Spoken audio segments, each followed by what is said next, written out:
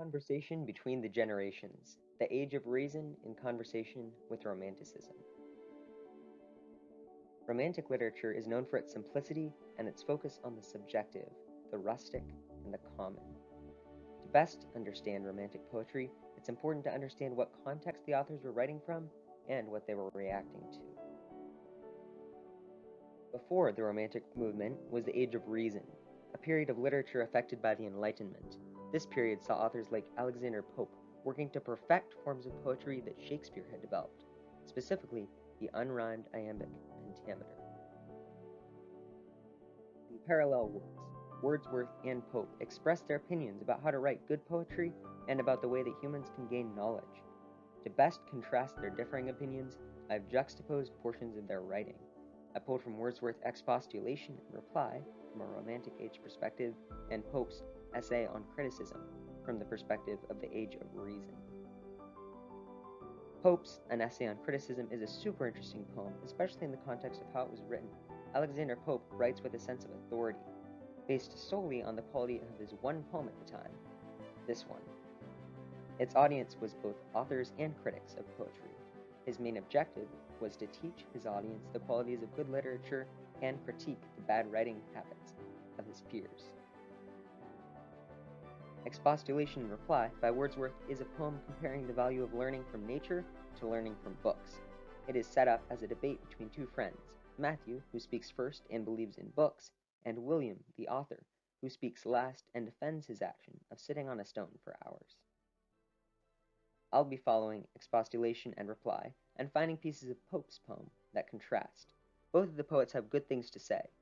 In the conversation between the two poets, try to hear how Wordsworth recommends a quiet contemplation, while Pope advocates for an analytical study of literature. I will be largely refraining from comment and allowing the poetry to speak for itself.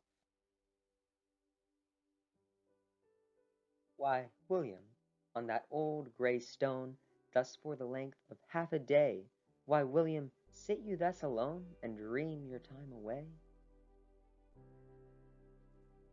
First follow nature, and your judgment frame by her just standard, which is still the same, unerring nature, still divinely bright, one clear, unchanged, and universal light. Life, force, and beauty must to all impart at once the source and end and test of art. Where are your books that light bequeath to beings else forlorn and blind? Up, up, and drink the spirit breathed from dead men to their kind. You then, whose judgment the right course would steer, know well each ancient's proper character, his fable, subject, scope in every page, religion, country, genius of his age.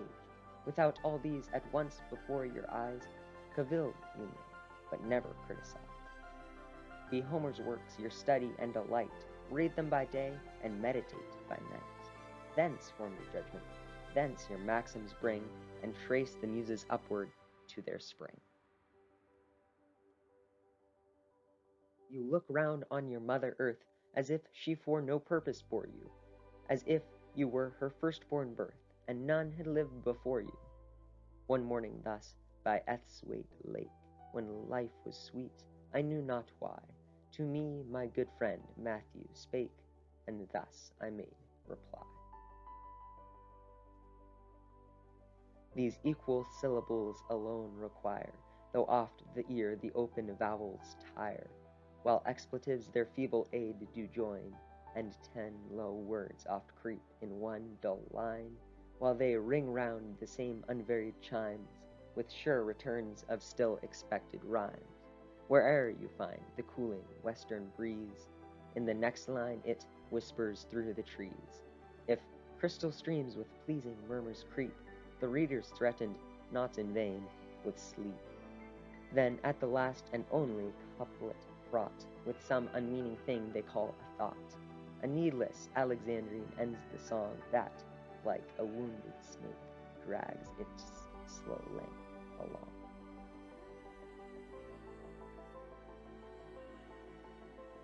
The eye, it cannot choose but see, we cannot bid the ear be still, our bodies feel where they be, against or with our will. Nor less I deem that there are powers which of themselves our minds impress, that we can feed this mind of ours in a wise passiveness. Think you, midst all this mighty sum of things forever speaking, that nothing of itself will come, but we must still be seeking? For wit and judgment often are at strife, though meant each other's aid, like man and wife. 'Tis more to guide than spur the muse's steed, restrain his fury than provoke his speed. The winged courser, like a generous horse, shows most true mettle when you check his course. Those rules of old discovered, not devised, are nature still, but nature methodized. Nature, like liberty, is but restrained by the same laws which first herself ordained.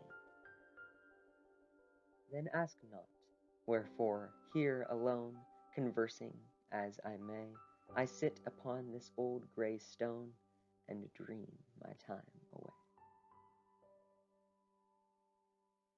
Content, if hence the unlearned their wants may view, and learned reflect on what before they knew, careless of censure, nor too fond of fame, still pleased to praise, yet not afraid to blame, averse alike to flatter or offend, not free from faults, nor yet too vain to mend.